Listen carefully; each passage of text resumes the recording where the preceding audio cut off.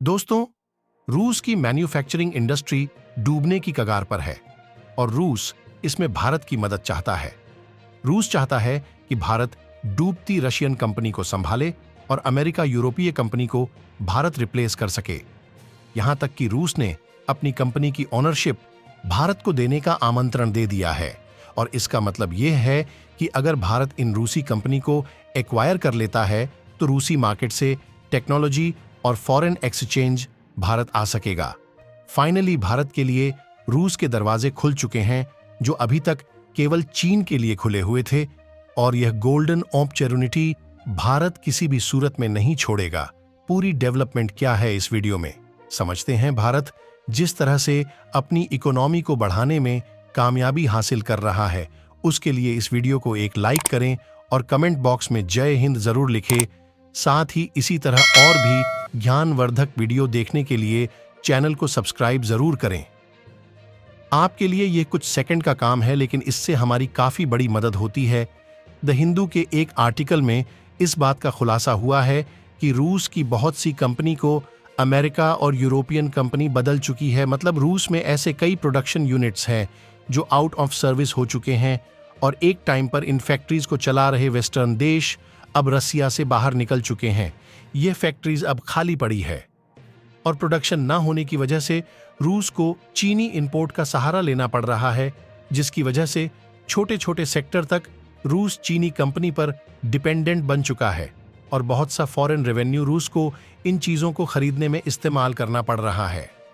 रूस चाहता है कि भारत फैक्ट्री को खरीदे या रूसी कंपनी के साथ पार्टनरशिप में इन प्रोडक्शन यूनिट को फिर से शुरू करें। ऑलरेडी कई चीनी कंपनी रूस में एंट्री कर चुकी है और इनमें से एक है ऑटोमोबाइल इंडस्ट्री, जिसको लेकर रूस का 80% मार्केट चीनी कंपनी डोमिनेट करती है। हालांकि टेक्सटाइल और फुटवियर के सेक्टर में बांग्लादेश और वियतनाम जैसे कुछ देश है, लेकिन ये सेक्टर नॉन क्रिटिकल कैटेगरी में आते हैं। हमने कुछ दिनों पहले एक न्यूज को उजागर किया था जिसमें भारत की गोवा शिपयार्ड को रूस की तरफ से 24 कार्गो जहाज प्रोड्यूस करने का कॉन्ट्रैक्ट मिला था। यह कॉन्ट्रैक्ट पहले रूसी कंपनी को दिया जाने वाला था, लेकिन रॉ मटेरियल्स की कमी और रिसोर्सेज के अनेबिलिटी की वजह से भारत रूस के लिए इन कार्गो वेसल का निर्माण करेगा। रूस के साथ लगी सीमा की वजह से इस लड़ाई का सबसे बड़ा फायदा चीन को पहुंचने वाला है और प्रतिबंध लगे होने के बावजूद भी रूस अपनी बेसिक जरूरतें चीन से पूरी कर पा रहा है।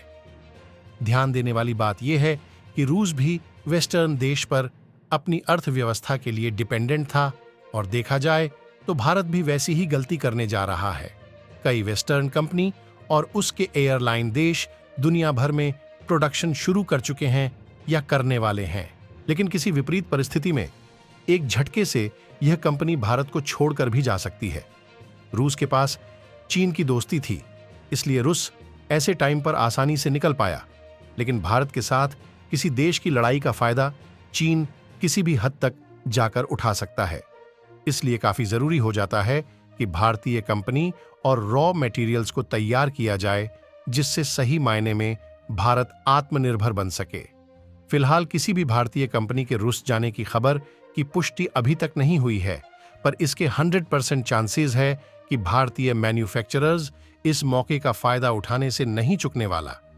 इसके अलावा भी भारत को एक और फायदा होने वाला है, क्योंकि 1844 वह साल था जब इलेक्ट्रिक मोटर का इन्वेंशन जर्मनी में हुआ था और तब से लेकर अब तक एक क्रांति। स्पेशली चीन इस टेक्नोलॉजी की मदद से आज जी लेवल पर है। उस लेवल तक पहुंचने में आज भारत कम से कम 15 साल पीछे है। अच्छी बात यह है कि मोटर टेक्नोलॉजी और मैन्युफैक्चरिंग में भारत को जी क्रांति का इंतजार था, वह खत्म हो चुका है और फाइनली एक ऐसे सेक्टर में मोटर के डेवलपमेंट पर काम शुरू हो चुका है जिसकी वजह से चीन आज दुनिया में किसी भी देश से काफी ज्यादा आगे है, जिसको लेकर हाल ही में भारतीय सरकार ने मैन्युफैक्चरिंग प्ले जारी की थी जिससे ड्रोनेस और उनके कंपोनेंट्स का प्रोडक्शन भारत में शुरू हो सके। ड्रोन का प्रोडक्शन भारत में तो शुरू हो चुका है, लेकिन अभी तक केवल असेंबली लेवल पर था, पर आज जो काफी बड़ी खबर सामने आई है उसे पूरी भारतीय ड्रोन इंडस्ट्री का चेहरा बदलने वाला है, क्योंकि देश की पहली कंपनी ने स्क्रैपिंग ड्रोन मोटर का डेवलपमेंट पूरा कर लिया है और 18 केवी की मोटर आर्म्ड फोर्सेस के अलावा एग्रीकल्चर सर्विस और लॉजिस्टिक्स एप्लीकेशंस में इस्तेमाल की जा सकती है।